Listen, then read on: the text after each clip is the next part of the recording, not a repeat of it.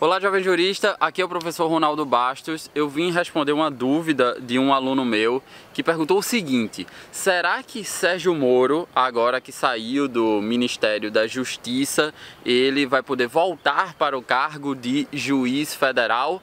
A resposta é sim, ele pode voltar a ser juiz federal, mas essa resposta tem uma série de poréns que eu quero explicar para vocês. Se vocês querem raciocinar, saber raciocinar como um jurista, trabalhar como um jurista, eu deixo aqui na descrição do vídeo o link para o meu curso de prática jurídica, que eu transformo vocês de meros estudantes de direito em juristas de verdade. Link na descrição, curso, grupo exclusivo comigo do WhatsApp, consultoria infinita comigo durante um ano, enfim, quem se interessar, curso de práticajurídica.com.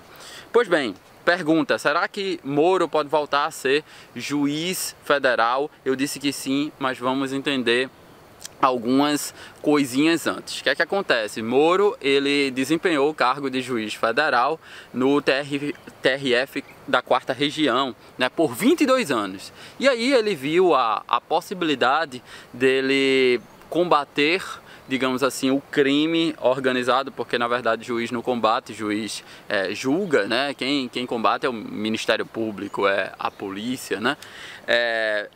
Ele pensou em contribuir para o combate ao crime organizado no Ministério da Justiça, formulando e executando políticas públicas. E ele viu essa oportunidade e ele pediu exoneração do cargo de juiz. O que é exoneração? Como eu falei nesse vídeo aqui, a exoneração é a desvinculação do servidor do cargo público que ele ocupa, né? Então o juiz Sérgio Moro, ex-juiz Sérgio Moro, era juiz federal. Quando ele pede uma exoneração, no caso uma exoneração a pedido, ele deixa de ser juiz federal e volta para a iniciativa privada, não é mais servidor público. No caso, ele voltou para o poder público porque ele foi nomeado para o cargo de ministro de Estado, mas houve uma desvinculação. Muitos perguntam, ele poderia, ao invés de se desvincular do serviço público, ele poderia, por exemplo, pedir uma licença para ser ministro de Estado? Aí existe uma outra configuração jurídica, que a nossa Constituição ela é muito dura para outras atividades, para o desempenho de outras atividades daqueles que são juízes. E no meu ponto de vista, ela é correta, né? Por quê? Se vocês lerem o artigo 95, se vocês lerem o artigo 95, inciso 1 Artigo 95, parágrafo único da nossa Constituição, lá vão ser estabelecidos as vedações, as limitações de quem é juiz, de quem é magistrado. E eu quero que vocês prestem atenção em duas vedações. Aqui consta do inciso 1 e aqui consta do inciso 3. Aqui consta do inciso 1, vai dizer assim: é vedado aos juízes exercer qualquer outro cargo ou função pública, ainda que em disponibilidade, salvo uma de magistério. O que é que quer dizer isso?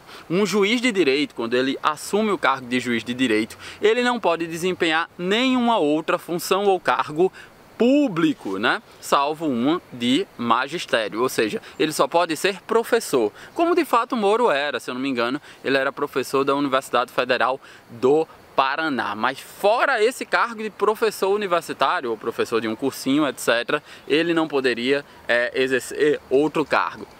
O Constituinte, ele tem a ideia de que o juiz, além de ter que se dedicar bastante a essa função pública, ele tem que ser isento de interesses de outras corporações, de outros ramos profissionais, para ele poder decidir com mais independência. É por isso que no 94 tem as garantias do juiz. Então o Constituinte entende que a única exceção seria o cargo de professor, porque aí ele iria transmitir o conhecimento que ele adquire com seus estudos e com o desempenho da sua função.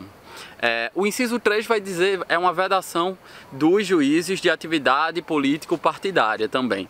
Então, o juiz, enquanto está no cargo, ele não pode desempenhar atividade político-partidária. Portanto, ele também não pode tirar licença para desempenhar atividade político-partidária, coisa que é possível, por exemplo, aos servidores públicos federais da União, como está previsto lá na 8.112. Só que a 8.112 é dedicada aos servidores. Juiz não é servidor, juiz tem um cargo vitalício, né? Juiz é agente público, mas não é servidor público. Aí você me pergunta, ele poderia então ter tirado uma licença para exercer a função, o cargo de ministro da Justiça? Não poderia ter tirado uma licença, ele teria que ser exonerado, ele teria que pedir exoneração, como de fato ele fez. E aí, voltamos à pergunta original. O ministro Sérgio Moro, o ex-ministro agora Sérgio Moro, ele poderia voltar a ser juiz federal? E eu respondi que sim, ele poderia voltar a ser juiz federal. Como? Fazendo um novo concurso público, para ele voltar a integrar a administração pública como juiz, já que ele se desvinculou, já que ele pediu exoneração. Ele teria que prestar um novo concurso público.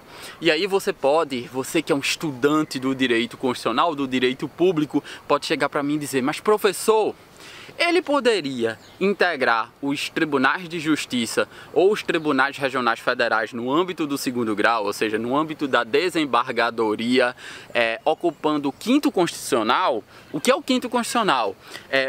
O constituinte entendeu que o poder judiciário ele não pode se fechar em si mesmo com suas próprias ideias. Ele tem que beber ideias de outras profissões. Então ele garantiu que nos tribunais de justiça e nos tribunais regionais federais fossem 1/5 dos lugares para os desembargadores fossem ocupados em rodízio por membros do Ministério Público e membros da advocacia que tenham atividade profissional durante 10 anos.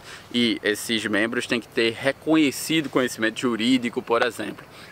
Então, Sérgio Moro poderia, eu não sei se ele era advogado antes, mas vamos supor que ele antes de ser juiz fosse advogado, ele poderia reativar a sua OAB, a sua inscrição na ordem e ser nomeado como desembargador? Eu entendo que não, porque a Constituição vai dizer, pelo menos não nesse momento, a Constituição vai dizer que tem que ser um profissional que tenha de fato exercício profissional. E exercício profissional aonde? Para os advogados, na advocacia, e para os membros do Ministério Público, no Ministério Público. Então ele não poderia integrar esses tribunais. Ele poderia, professor, integrar o terço do STJ? Se vocês não sabem, enquanto nos tribunais, membros do Ministério Público e da Advocacia entram pelo 5º Constitucional, no STJ entra pelo terço Constitucional. Não sei nem se existe essa denominação. Por quê? Como é composto Superior Tribunal de Justiça? 1/3 de desembargadores dos Tribunais de Justiça, 1/3 de desembargadores dos Tribunais Regionais Federais e 1/3 de membros do Ministério Público e membros da advocacia com 10 anos de carreira, né? Então, ele não poderia também porque, pelos mesmos critérios, que ele não tem 10 anos de efetiva carreira na advocacia. Eita, professor, sem concurso público, ele não pode mais voltar a ser juiz? Opa, tem uma exceção aí.